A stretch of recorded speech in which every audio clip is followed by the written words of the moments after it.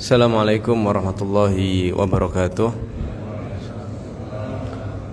Innal hamdalillah nahmaduhu wa nasta'inuhu wa nastaghfiruh wa na'udzu billahi min syururi anfusina wa min sayyiati a'malina. May yahdihillahu fala mudhillalah wa may yudlilhu fala hadiyalah. Asyhadu an la ilaha illallah wa asyhadu anna Muhammadan abduhu wa rasuluh. La nabiyya wa la rasula ba'dah amma ba'd. Fa ya ibadallah ittaqullaha haqqa tuqatih wa la tamutunna illa wa antum muslimun. Bapak Ibu jamaah salat subuh yang semoga selalu dirahmati oleh Allah Subhanahu wa taala. Alhamdulillah pada pagi hari ini kita kembali dihidupkan oleh Allah Subhanahu wa taala ya. Setelah semalam kita mati ya. Makanya doa setelah bangun tidur adalah alhamdulillahilladzi ahyana ba'dama amatana wa ilaihin nusyur. Segala puji bagi Allah yang telah menghidupkan kita, dihidupkan kembali setelah amatana, setelah mematikan kita semalam. Maka ini adalah nikmat yang luar biasa yang diberikan Allah Subhanahu wa taala kepada kita. Semoga sebagaimana Allah kumpulkan kita pada pagi hari ini di rumahnya, Allah akan kumpulkan kita di surganya nanti. Amin ya. Bapak Ibu yang dirahmati oleh Allah Subhanahu wa taala,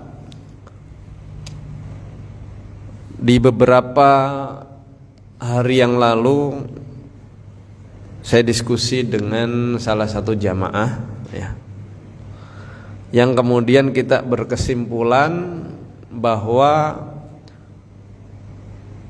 peluang masuk surga itu sangat banyak sekali, dan orang-orang yang masuk neraka itu benar-benar orang yang keterlaluan. Makanya saya kemudian coba kumpulkan dalil-dalil yang menyampaikan tentang bahwasanya peluang-peluang masuk surga itu banyak sekali ya. Yang pertama dijelaskan dari Abi Hurairah radhiyallahu anhu bahwasanya Rasulullah sallallahu alaihi wasallam bersabda, kullu ummati yadkhulunal jannah. Jadi kata Rasulullah sallallahu alaihi wasallam, setiap umatku atau semua umatku maka pasti akan masuk surga. Illa man aba, kecuali yang enggan. Ya, jadi semua umatku kata Rasulullah akan masuk surga kecuali yang enggan, kecuali yang enggak mau. Qalu, maka para sahabat bertanya, qalu wa man ya'ba, ya Rasulullah, wa man ya'ba, wahai Rasulullah siapakah yang enggan itu? Maka Rasulullah menjawab, qala man ata'ani dakhalal jannah wa man asani faqad aba. Siapa yang mentaatiku maka niscaya ia akan masuk surga, dan siapa yang bermaksiat kepadaku maka dialah orang yang enggan itu, dialah orang yang enggan masuk surga. Nah, jadi ternyata orang yang tidak mentaati Rasulullah sallallahu alaihi wasallam maka dialah yang disebut orang-orang yang enggan tersebut. Nah, jadi ini hadis yang pertama. Kemudian rincian daripada itu bahwasanya peluang masuk surga ini sangat banyak sekali adalah yang pertama adalah tentang dalil bahwasanya satu kebaikan itu pahalanya bisa 10 kali lipat. Dijelaskan dalam firman Allah Subhanahu wa taala, man jaa bil hasanati falahu asyru amsalihha. Barang siapa yang membawa amal baik maka baginya adalah pahala 10 kali lipat amalnya. Jadi satu kebaikan berarti pahalanya 10 kali lipat. Wa man jaa bisayyi'ati fala yujza illa mislaha wa hum la yudlamun. Dan barang siapa yang membawa perbuatan jahat, maka dia tidak diberi pembalasan melainkan seimbang dengan kejahatannya. Jadi kalau melakukan kebaikan itu pahalanya bisa dilipatkan 10 kali. Tapi kalau sebaliknya dia melakukan kejahatan, maka tidak dibalas kecuali 1. Sedang mereka sedikit pun tidak dirugikan. Nah, itu di surat Al-An'am. Nah, jadi peluangnya sudah banyak nih. Siapa yang melakukan kebaikan itu 10. Kalau keburukan 1. Kalau niat, nah ini ada lagi hadisnya. Dijelaskan dari Abi Hurairah radhiyallahu anhu, Rasulullah sallallahu alaihi wasallam bersabda, qala yaqulullah idza arada 'abdi an ya'mala sayyi'atan fala taktubuha 'alaihi hatta ya'malaha. Dari Abu Hurairah, Rasulullah sallallahu alaihi wasallam bersabda, Allah berfirman, jika hambaku bertekad melakukan kejelekan, janganlah dicatat hingga ia melakukannya. Nah, jadi kalau ada yang tekad, wah kayaknya nanti malam saya mau membegal ya. Ini niatnya, dia bertekad. Kata Allah, jangan dicatat sampai dia melakukannya. Kemudian fa'in amilaha faktubuha bimisliha. Jika ia melakukan kejelekan tersebut, maka catatlah 1 kejelekan yang semisal. Nah, jadi kalau kok kemudian semalam dia niat melakukan kejelekan, kemudian dia melakukannya, maka dicatat 1. Wa in tarakaha min ajli faktubuha lahu hasanatan. Dan jika ia meninggalkan kejelekan tersebut karenaku, maka catatlah 1 kebaikan untuknya. Nah, jadi tadi dia berniat melakukan kejelekan, belum dicatat sama Allah. Kalau kok dia kemudian melakukan kejelekan yang sudah diniatkan itu, maka dicatat 1. Kalau kemudian dia tidak jadi melakukan kejelekan tersebut karena takut sama Allah, malah dicatat 1 kebaikan. Nah, jadi ini baru niat jelek. Jadi misalnya sore, wah nanti malam kayaknya sepi, saya mau mencuri, itu belum dicatat. Kok kemudian malam-malam dia melakukan aksinya, maka kemudian dicatatlah 1 keburukan.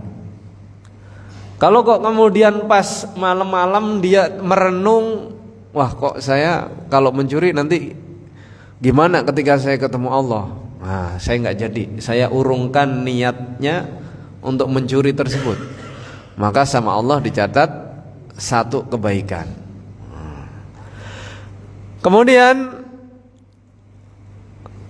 wa idza arada ay ya'mala hasanatan falam ya'malha faktubuha lahu hasanatan. Jika ia bertekad melakukan 1 kebaikan, nah ini kebalikannya, baru berniat untuk melakukan 1 kebaikan, maka catatlah untuknya 1 kebaikan. Nah, ini baru niat melakukan kebaikan, itu sudah dicatat 1 kebaikan. Bapak-bapak tidur, oh nanti malam saya mau bangun sholat tahajud, kemudian ketiduran, nah, maka itu sudah dicatat 1 kebaikan. Fa'in amilaha faktubuha lahu bi asyri amsalihha ila 700. Jika ia melakukan kebaikan tersebut, maka catatlah baginya 10 kebaikan yang semisal hingga 700 kali lipat. Nah, jadi niat melakukan kebaikan nggak jadi sudah dicatat.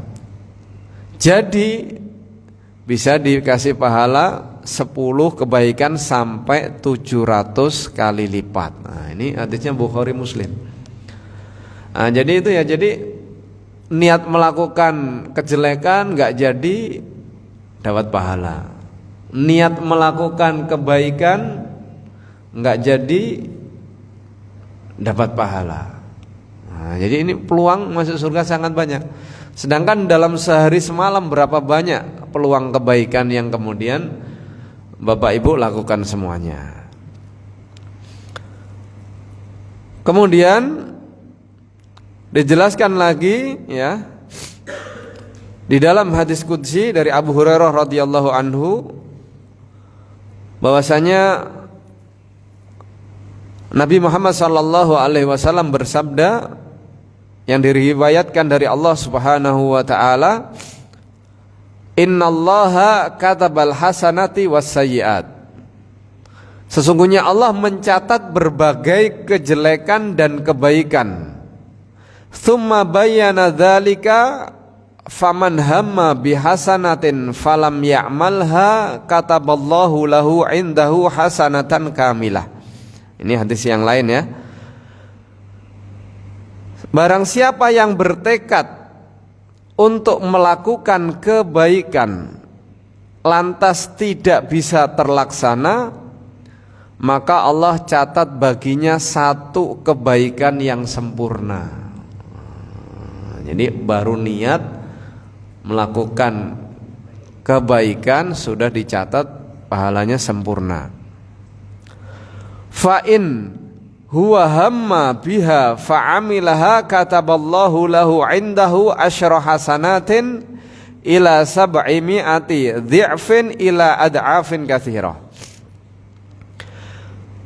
Jika ia bertekad lantas bisa ia penuhi dengan melakukannya, maka Allah mencatat baginya 10 kebaikan hingga 700 kali lipatnya sampai lipatan yang banyak. Hadis riwayat Bukhari Muslim.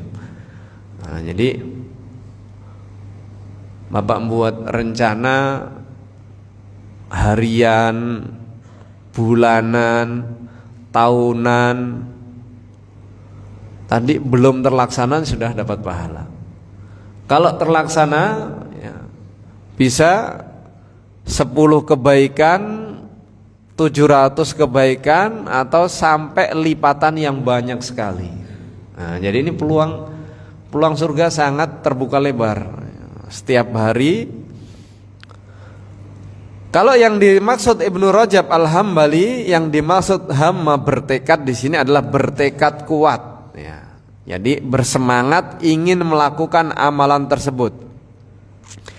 Jadi bukan maksudnya hanya angan-angan ya.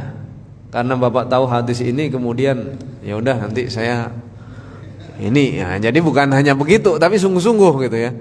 Sungguh-sungguh. Nanti malam atau habis ini saya mau sedekah subuh.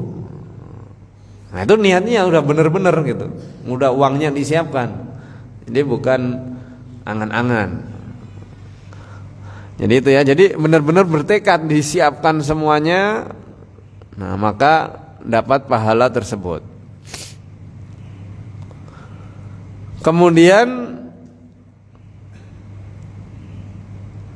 contoh lain misalnya dalam hadis dijelaskan, man sa'alallaha syahadata bisidqin balaghahullahu manazila syuhada wa in mata ala firashihi. Dalam hadis riwayat Muslim dijelaskan, siapa saja yang berdoa kepada Allah dengan jujur agar bisa mati syahid, maka Allah akan memberinya kedudukan syahid walaupun nanti matinya di atas ranjangnya. Jadi ada orang, oh ini pengen mati syahid, maka kemudian ya dia benar-benar pengen mati syahid, jujur melakukan kebaikan, pokoknya pengen mati syahid itu. Maka dijelaskan oleh Rasulullah SAW, maka Allah akan memberinya kedudukan syahid walau nanti matinya di atas ranjangnya. Jadi meskipun enggak perang kemudian syahid, tapi karena keinginannya untuk mati syahid ini benar-benar tulus, maka di situ kata Rasulullah sallallahu alaihi wasallam, Allah akan catat ya kedudukannya syahid meskipun nanti matinya di atas kasur. Kemudian itu hadis riwayat Muslim. Kemudian dijelaskan lagi oleh Aisyah radhiyallahu anha mengabarkan bahwa Rasulullah sallallahu alaihi wasallam bersabda, "Ma min imri'in takunu lahu salatun bilailin faghalabahu 'alaiha naumun illa kataballahu lahu ajra salatihi wa kana naumahu shadaqatan 'alaihi." Dijelaskan dari Aisyah radhiyallahu anha bahwasanya Rasulullah sallallahu alaihi wasallam mengabarkan, tidaklah seseorang bertekad untuk bangun melaksanakan salat malam, namun ketiduran mengalahkannya, maka Allah tetap mencatat pahala salat malam untuknya. Dan tidurnya tadi dianggap sebagai sedekah untuknya. Coba kalau tiap malam Bapak niat untuk sholat malam, ya kan? Kalau Bapak melakukan, pahalanya bisa 700 kali lipat lebih. Kalau ketiduran, dapat pahala ketidurannya dianggap sedekah. Nah, itu tadi ya, ini peluangnya banyak. Itu baru sholat malam, ntar ngaji, entar yang lainnya. Nah ini tapi harus sungguh-sungguh, bukan angan-angan.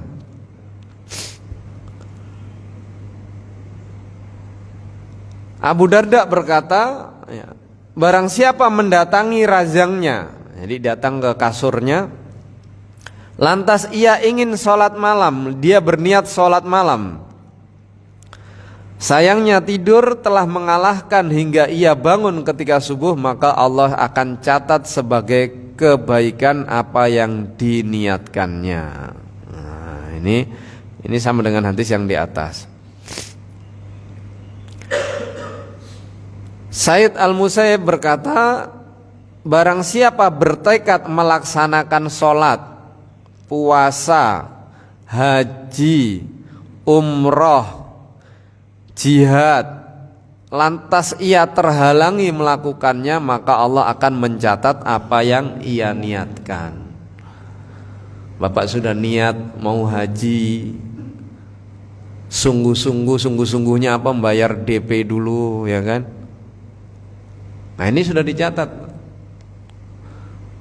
Kalau nanti kok ternyata orang ini meninggal duluan, nah, insya Allah pahala hajinya dapat.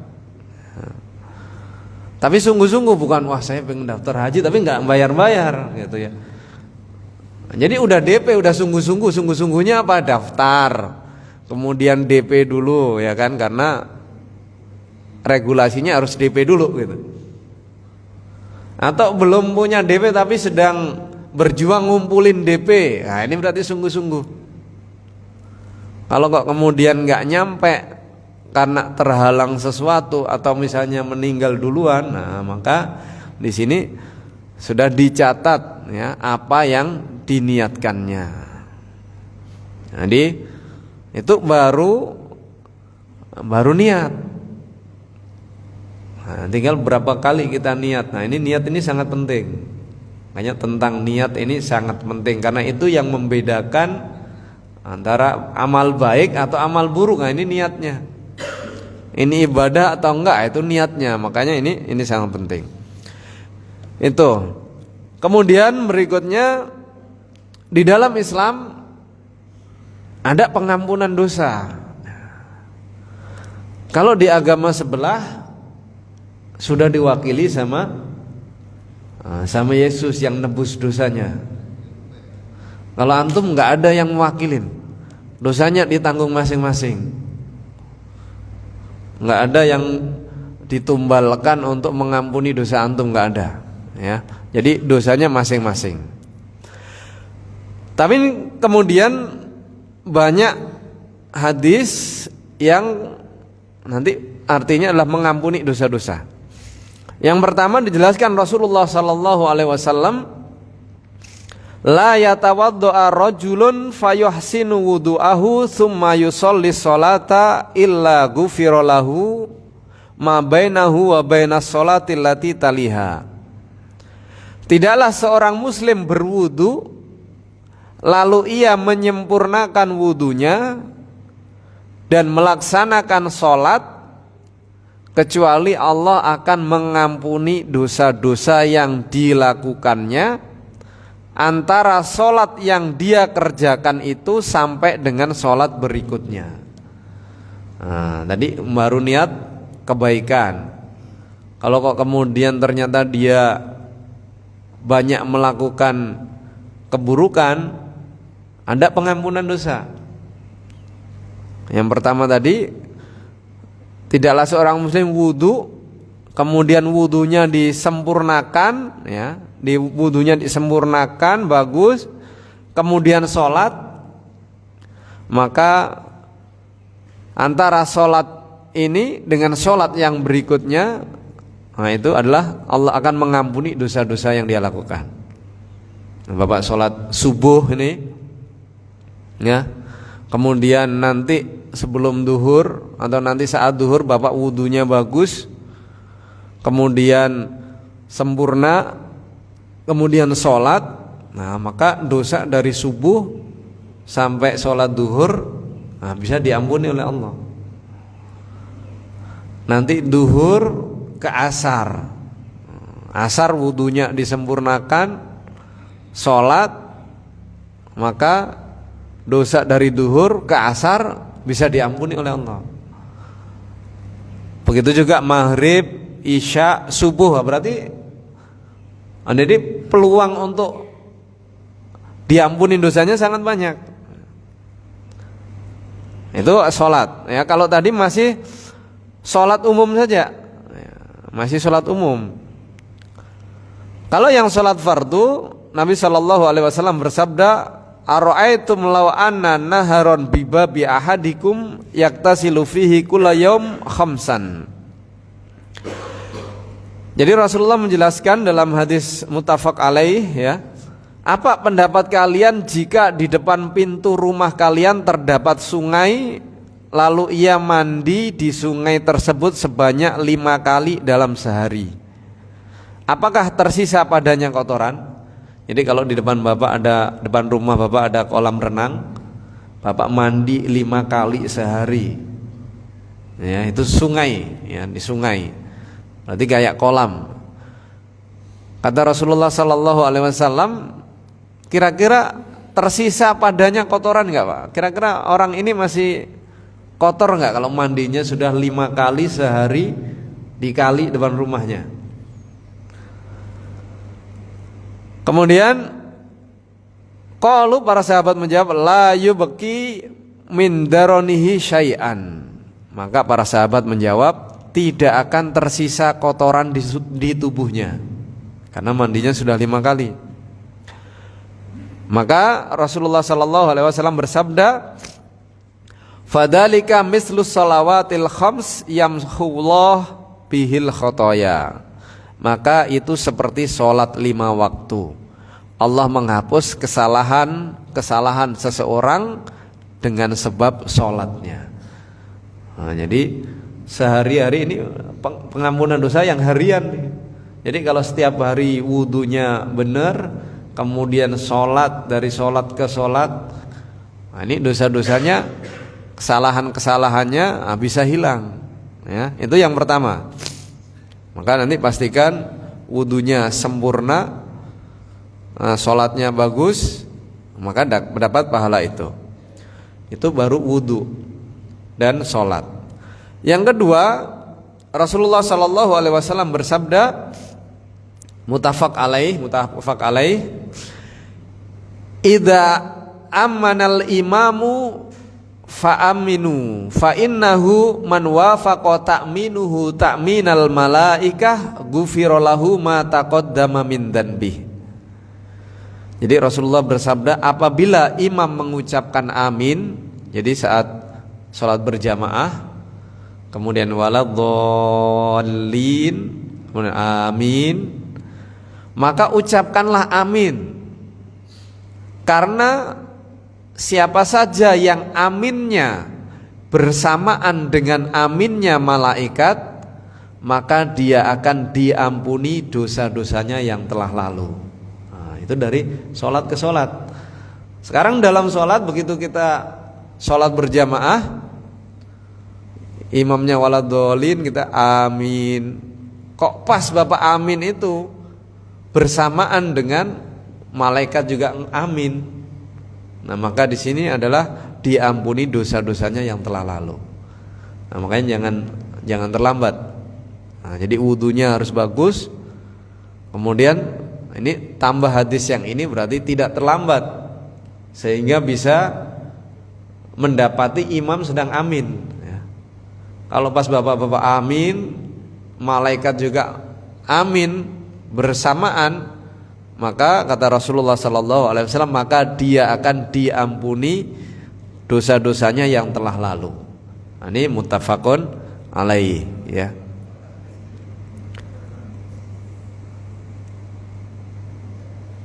Kemudian hadis Nabi SAW ini muttafaqun alaihi juga, berarti Bukhari Muslim, ya. Man qala subhanallah wa bihamdih fi yaumin mi'ata marrah khattat khatayahu wa in kanat misla zabadil bahar. Siapa saja yang mengucapkan subhanallah wa bihamdih 100 kali dalam sehari, Allah akan hapus kesalahan-kesalahannya meskipun seperti buih di lautan. Bapak lihat buih yang di lautan berapa banyak? Buih di lautan, ya, ini enggak disebutkan lautan lautan Pantai Kidul atau lautan mana, enggak. Ini lautan semua. Buih di lautan itu kan sangat banyak.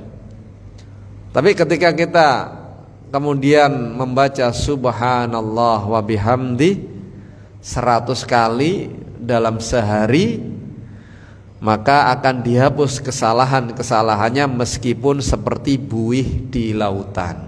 Nah, ini hadisnya sahih. Kemudian yang berikutnya, hadis Nabi SAW, man sabbahallah dubura kulli salatin salasan wa salasin wa hamidallah salasan wa salasin wa kabbarallah salasan wa salasin fatilka tis'un wa tis'una wa qala tamamal mi'ah la ilaha illallah wahdahu la syarikalah lahul mulku wa lahul hamdu wa huwa ala kulli syai'in qadir gufirat lahu khotoyahu wa in kanat misla zabadil bahar. Di hadis lain Rasulullah SAW menjelaskan, siapa saja yang bertasbih setelah sholat subhanallah gitu, 33 kali, kemudian bertahmid membaca alhamdulillah 33 kali, kemudian bertakbir Allahu Akbar 33 kali, maka semuanya berjumlah berapa? 99. Dan apabila ia menggenapkannya hingga membaca 100 dengan mengucapkan la ilaha illallah wahdahu la syarikalah lahul mulku wa lahul hamdu wa huwa ala kulli syai'in qadir, niscaya ia akan diampuni dosa-dosanya sekalipun dosa-dosanya itu sebanyak buih di lautan. Coba ya, tadi baru mau sholat, baru wudu, udah ada diampuni dosa. Kemudian dari sholat, begitu dia sholat, dari sholat ke sholat, kesalahannya bisa diampuni sama Allah. Ketika masuk sholat begitu amin, itu diampuni juga dosa-dosanya ketika bertepatan dengan aminnya malaikat. Kemudian setelah sholat membaca tasbih ini tadi, membaca tasbih ini tadi, nah, itu juga sama, sudah diampuni dosa-dosanya. Tapi tasbihnya ya benar-benar Pak, subhanallah gitu. Jangan subhanallah sambil lihat HP gitu ya. Subhanallah, subhanallah. Ini bukan mulutnya saja, tapi benar-benar subhanallah, alhamdulillah. Alhamdulillah itu Allah kasih apa saja ke kita sampai kita mengucapkan alhamdulillah. Nah, itu benar-benar ini Pak, benar-benar dihayati. Maka Allah akan hapus kesalahan-kesalahannya meskipun seperti buih di lautan. Jadi baru mau sholat, ketika sholat, kemudian setelah sholat, makanya ini yang belum hafal harus dihafalin ya, zikirnya tadi. Itu minimal. Itu yang harian Pak. Ini sementara saya baru catat beberapa yang tadi ya, ini yang harian. Ada juga yang tahunan. Itu berarti harian, kalau tiap hari terus melakukan itu semua, habis Pak keburukannya. Kemudian ada juga yang tahunan. Rasulullah sallallahu alaihi wasallam bersabda, "Siyamu yaumi Arafah ahtasibu 'alallah ayyukaffira sanah allati qablaha wa sanah allati ba'dahu wa siyamu yaumi Asyura ahtasibu 'alallahi ayyukaffira sanah allati qablaha." Puasa Arafah jadi 9 Zulhijjah, sebulan yang lalu ya, dapat menghapuskan dosa setahun yang lalu. Nah, jadi kalau tadi harian Pak, dari sholat ke sholat ya. Kalau ini tahunan. Puasa Arafah dapat menghapuskan dosa setahun yang lalu dan setahun yang akan datang. Langsung 2 tahun ya, 2 tahun. Kemudian puasa Asyura 10 Muharram akan menghapuskan dosa setahun yang lalu. Jadi udah ada penghapusan dosa harian, ada juga langsung setahun yang lalu, setahun yang akan datang. Kesalahannya, dosa-dosanya akan dihapus. Begitu juga nanti ada 10 Muharram. Ini akan menghapuskan dosa setahun yang lalu. Ini hadis riwayat Muslim. Kemudian tadi ya, jadi itu Asyura dan Muharram, Arafah dan Muharram. Selain puasa ada lagi. Dari Abu Hurairah radhiyallahu anhu, ia berkata Rasulullah bersabda, ini bisa bulanan, bisa tahunan, tergantung kemampuan. Al-umratu ilal umrati kaffaratun lima bainahuma wal hajjul mabrur laisa lahu jazaan illal jannah. Hadis Bukhari Muslim. Antara umroh yang satu dan umroh lainnya itu akan menghapus dosa di antara keduanya. Jadi kalau umrohnya tiap tahun umroh, berarti ya setiap tahun ini dosanya bisa dihapuskan. Dan haji mabrur tidak ada balasannya melainkan surga. Jadi kalau hajinya diterima, maka tidak ada balasan kecuali surga. Nah ini apalagi haji di Indonesia ini kan dapat jatahnya pas udah tua-tua. Jadi kalau udah kesono udah benar-benar harus dijaga Pak. Kalau masih muda mungkin masih berpeluang melakukan dosa habis ini setelah haji. Tapi bahwa sudah tua dapat peluang haji, maka kalau hajinya diterima maka tidak ada balasan melainkan surga. Nah, jadi umroh tadi sholat ke sholat, kemudian umroh ke umroh. Nah ini peluangnya surga. Ada puasa, Kemudian berhaji, man hajja walam yarfus walam yafsuk raja'a kayaumin waladathu ummuhu. Hadis muttafaq alaih. Siapa saja yang melakukan ibadah haji lalu ia tidak berbuat keji dan tidak melakukan perbuatan fasik, maka dia akan kembali tanpa dosa sebagaimana saat dilahirkan oleh ibunya. Ini haji, dia enggak berbuat yang keji, tidak berbuat yang fasik, maka nanti dia akan kembali tanpa dosa sebagaimana ia dilahirkan oleh ibunya. Nah, jadi kan peluangnya banyak, Pak. Peluang masuk surga banyak. Jadi kalau baru niat tadi sudah dapat pahala ya. Kalau kemudian terlanjur melakukan keburukan nanti bisa dihapuskan. Ada yang harian tadi, ada yang bulanan, ada yang tahunan, ada yang langsung massal kayak tadi ya, berhaji berarti kayak seperti ia baru lahir, jadi dihapus total. Nah kemudian jadi itu peluangnya banyak. Kalaupun misalnya kok dia mati dalam keadaan atau nanti dia mati kemudian dia dosanya banyak, kemudian sampai masuk neraka, ada juga hadisnya. Dijelaskan Ibnu Mas'ud berkata, Rasulullah sallallahu alaihi wasallam bersabda, "Inni la a'lamu akhir ahlin nar khurujan minha wa akhir ahlil jannah duhulan. Al jannah rajulun yakhruju minan nari habwan fayaqulullah tabaraka wa ta'ala lahu idhab fadkhulil jannah."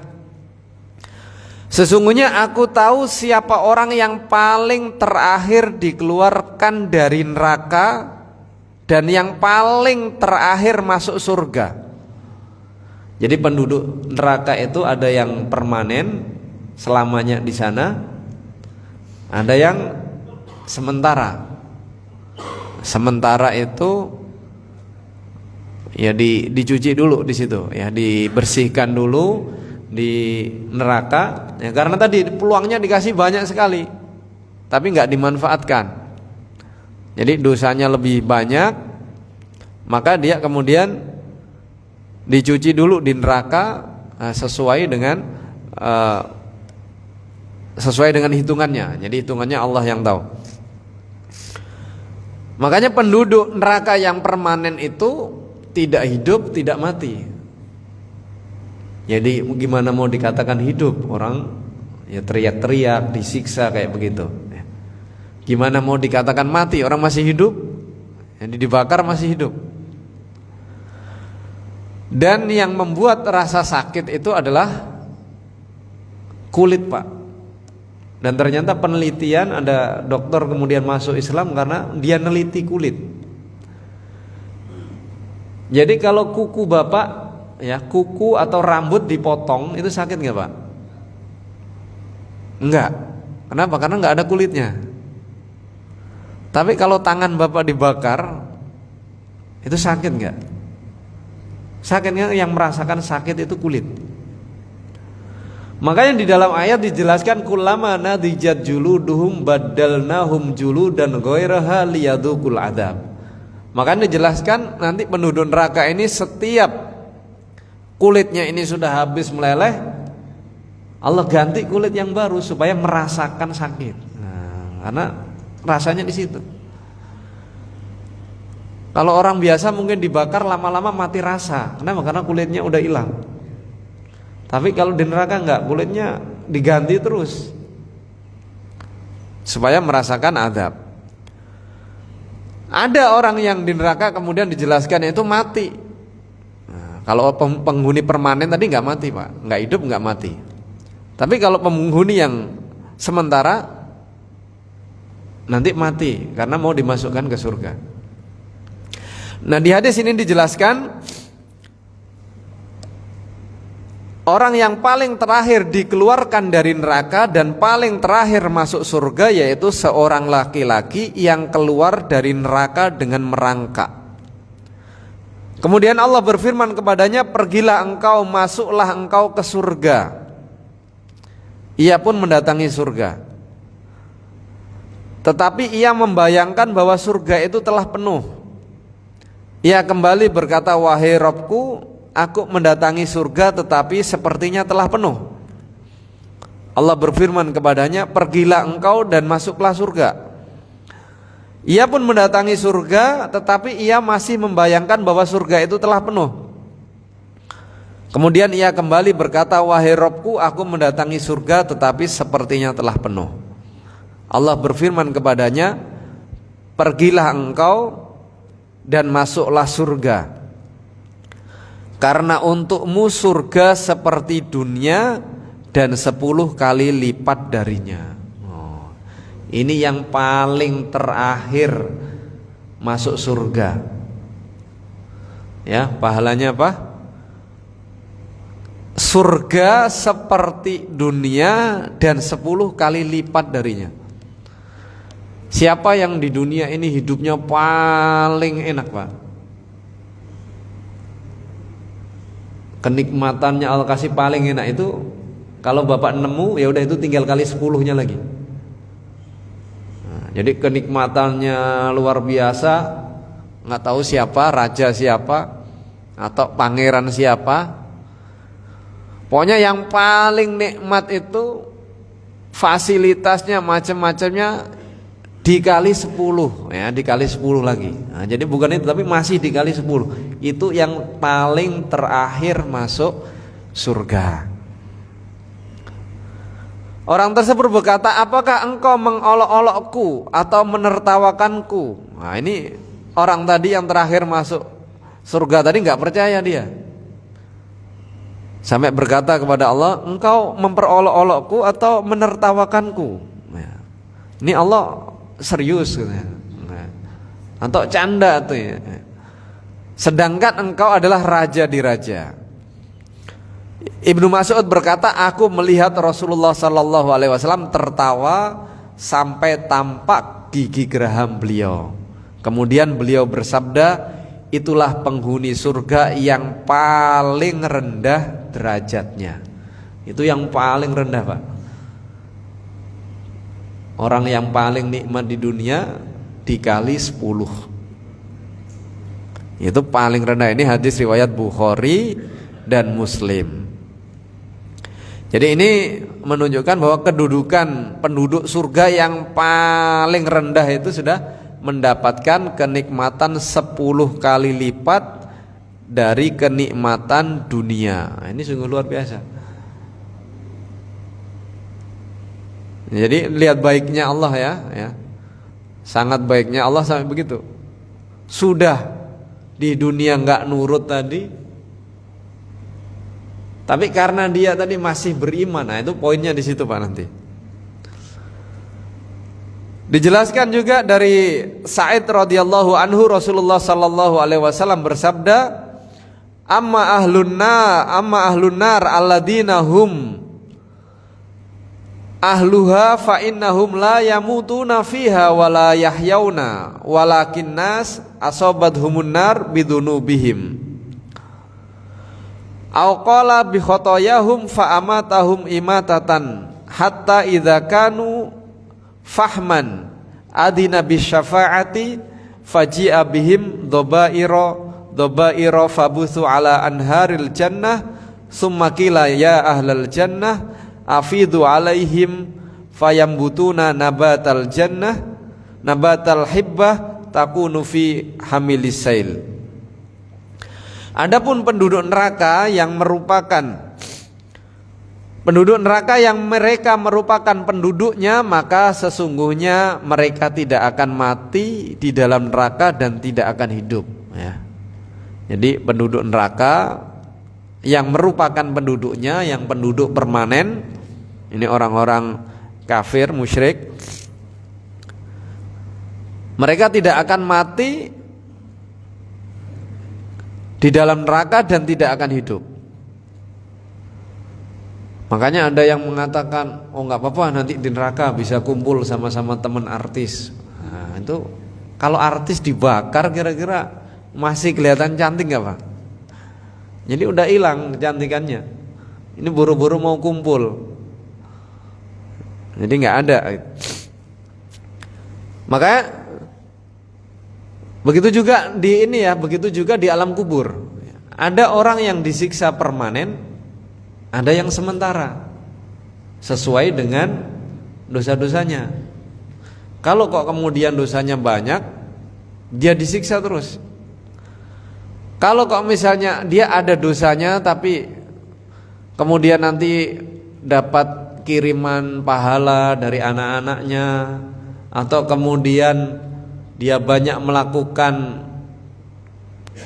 sedekah jariah atau yang lainnya, sering bangun masjid, fasilitas masjid dan yang lainnya, itu mendatangkan pahala terus ya, sehingga dosa-dosanya tadi bisa diampuni oleh Allah Subhanahu wa taala. Nah, maka ya siksanya selesai. Nah, ini sesungguhnya mereka tidak akan mati di dalam neraka dan tidak akan hidup. Tetapi orang-orang yang dibakar oleh neraka dengan sebab dosa-dosa mereka, maka Allah akan mematikan mereka. Nah, ini bukan penduduk permanen. Ini orang beriman tapi dosa-dosa mereka terlampau banyak. Maka Allah akan mematikan mereka sehingga apabila mereka telah menjadi arang, diizinkan mendapatkan syafaat, maka mereka didatangkan dalam keadaan berkelompok-kelompok dan berserakan, lalu mereka dimasukkan ke dalam sungai-sungai di surga. Kemudian dikatakan, wahai penduduk surga, tuangkan air kepada mereka. Maka mereka pun tumbuh sebagaimana tumbuhnya bijian yang ada pada sisa-sisa banjir. Hadis riwayat Muslim.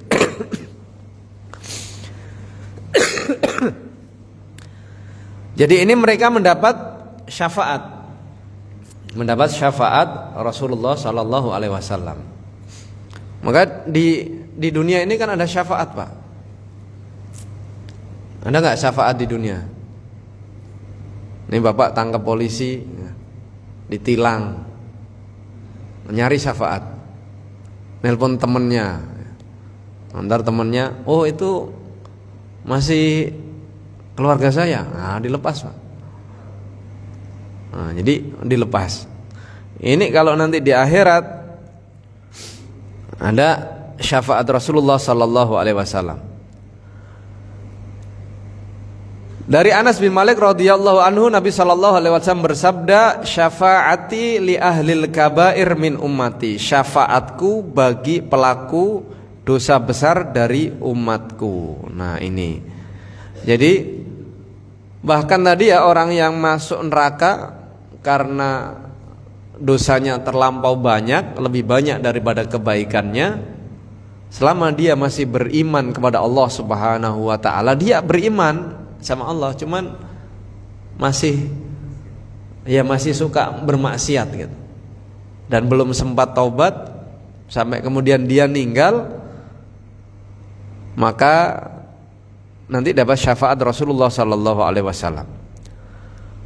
Orang-orang yang masuk neraka ini disebut dengan jahannamiyin. Jadi orang-orang yang tadi disebut jahannamiyin. Jadi mereka akan dimasukkan ke dalam surga dengan syafaat Nabi Muhammad sallallahu alaihi wasallam. Dijelaskan oleh Rasulullah sallallahu alaihi wasallam, yahruju qaumun minan nar bi syafaati Muhammad sallallahu alaihi wasallam fayadkhulunal jannah yusammaunal jahannamiyin. Diriwayatkan dari hadis Bukhari, ada satu kaum keluar dari neraka dengan syafaat Muhammad sallallahu alaihi wasallam, lalu ia memasuki surga, mereka disebut dengan jahannamiyin. Jadi namanya jahannamiyin.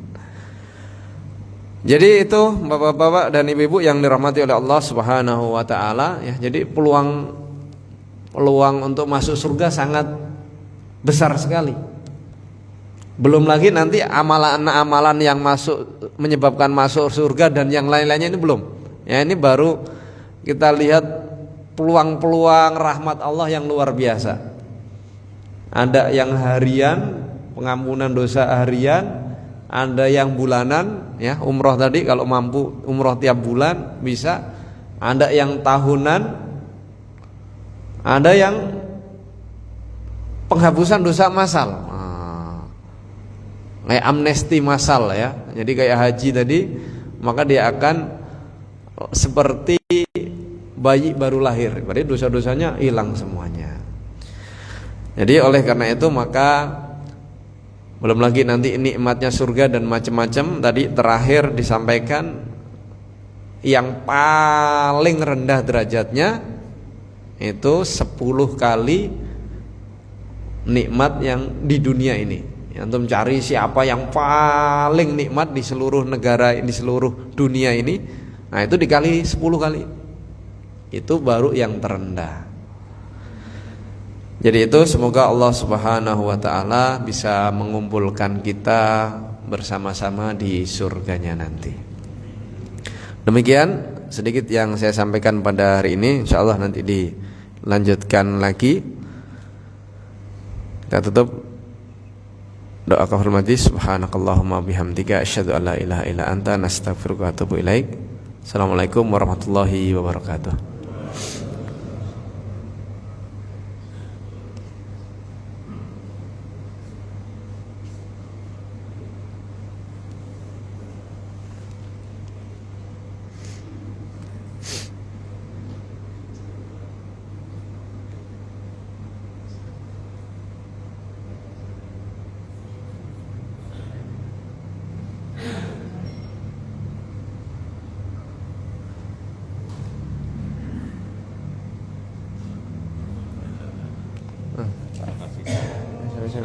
Suruh jam berapa ya? Udah belum?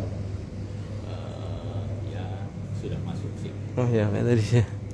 Biasa 10 menit.